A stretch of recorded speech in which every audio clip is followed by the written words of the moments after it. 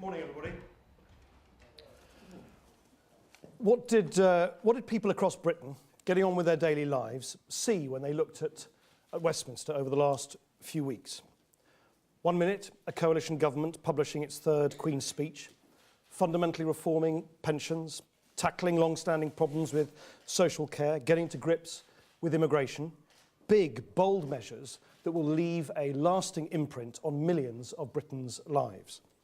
The next, Westminster consumed by game playing over Europe and gay marriage. MPs disappearing into a parliamentary rabbit warren, obsessing over this new tactic or that new trick, paving legislation, enabling referendums, wrecking amendments. Anyone watching would be forgiven for asking, what are these politicians doing? It's time to get back to governing, providing the leadership and focus the people of Britain deserve in these difficult times. So this morning I want to give three simple and clear reassurances, the three things I will work flat out to deliver to keep the country and the government on track. First, I'm absolutely committed to this coalition lasting until 2015, as is the Prime Minister. At the weekend, I saw some rather creative coverage of comments made by the Prime Minister about the future of the government. In fact, he echoed exactly what both of us have always believed. This coalition has been remarkably radical. It still has work to do, and the best way for us to serve and improve Britain is by finishing what we started. To those voices who say that it will be in either or both parties' interests to prematurely pull the plug, I couldn't disagree more. In 2010, the British people dealt us this hand, and they will not forgive either party if we call time ahead of the election that has been legislated for in 2015, destabilising the nation in the vague hope of short-term political gain. I know some commentators think it would be clever to duck out 6 months early, but that doesn't make any sense either. The idea that the Liberal Democrats could suddenly win back those people who've never liked us going into government with the Conservatives in the first place is nonsense, as if we could pull the wool over people's eyes using an early exit to somehow erase the previous 4.5 years. And frankly, that isn't what we want. The Liberal Democrats look forward to fighting the next election as a party of government, on our record in government, and with a distinct vision of our own for the next government, having seen this one through until the end. Reassurance number 2. From now until that election, the coalition will remain focused on the biggest task at hand, fixing the economy. Of course, Europe and gay marriage are important. These are issues my party cares deeply about. But Britain is facing the most profound economic challenge in living memory. And now more than ever, we cannot allow Parliament to be clogged up by these matters simply because they cause the biggest political punch-ups. Our priorities must be people's priorities, boosting business, creating jobs, helping with the cost of living. And on the big ticket items, the coalition parties must continue to find a way forward together, just as we've done on cutting income tax, dealing with the deficit, creating 1 million new jobs, transforming the education and welfare systems, providing unprecedented guarantees, £50 billion worth for infrastructure and new homes, greening our economy, creating a record number of apprenticeships. And there must be no doubt that this coalition remains united on the end we all seek, a stronger, rebalanced economy built on sound public finances with opportunities spread to every corner of the United Kingdom. Two staunch opponents working together to find answers to the most critical questions facing Britain today, pioneering major reforms that will stand the test of time. That's what this coalition has always been about, and it's what it must continue to be about. Lastly, reassurance number 3. This government will not vacate the centre ground.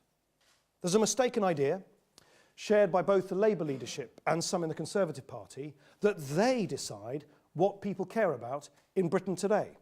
The idea that you can take a big marker pen and draw the centre ground wherever it's ideologically convenient for you.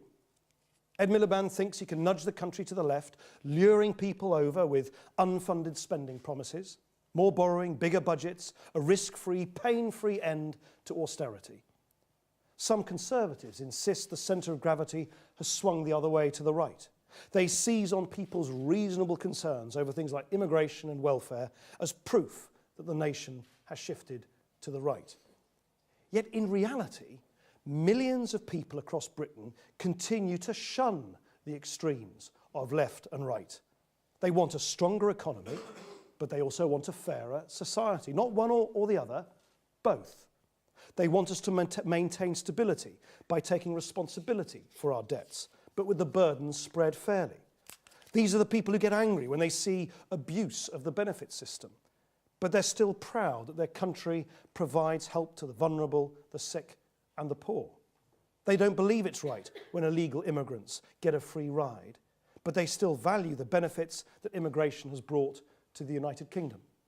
They emphatically agree that we should cut red tape to help business, but not at the expense of workers' rights. They want more choice in our public services, but could never support privatising the NHS or profit-making in schools. They think gay people should be treated as equal with straight people and so be able to get married, but they wouldn't condone forcing a church to conduct those ceremonies against its will. In the 21st century Britain, the centre ground is modern, balanced, inclusive. It doesn't face left, it doesn't face right, it faces forward. And if you stand in the centre ground, rest assured, so long as I am Deputy Prime Minister, this coalition will not walk away from you. Coalition until 2015. Cleaning up the mess in the economy Labour left us, anchored in the centre ground, exactly as we set out in May 2010. It won't, of course, all be plain sailing. Some of the most divisive issues, like the UK's role in Europe, are not going to go away. We also have to be realistic about the other challenges that come with the later stages of coalition. As we head towards the election, there'll be increasing pressure on David Cameron and myself to act as party leaders as much as Prime Minister and Deputy Prime Minister. Pressure to put party before nation. And I don't pretend I won't relish the moment I can hit the campaign trail on behalf of the Liberal Democrats in the run-up to the general election. But here's the bigger truth. Whether you are the larger or smaller party, the fact is governing together in the public interest carries a cost. Making compromises, doing things you find uncomfortable, challenging some of your traditional support. These are the dilemmas the Conservatives are coming to terms with, just as my party has had to do. So the next 2 years will not be without their hurdles. No doubt there'll be disagreements between the coalition parties along the way. I want to be clear, sincere policy debates and ideological differences are, and will continue to be, a natural part of coalition. But the parliamentary game playing we've seen over the last few weeks discredits the importance of these issues, and it's an unwelcome distraction. Our party's made a commitment to the people of Britain. We promise to govern responsibly and to stay focused on the issues that matter most. That has not changed, it will not change, and I'm more determined than ever that we finish what we started.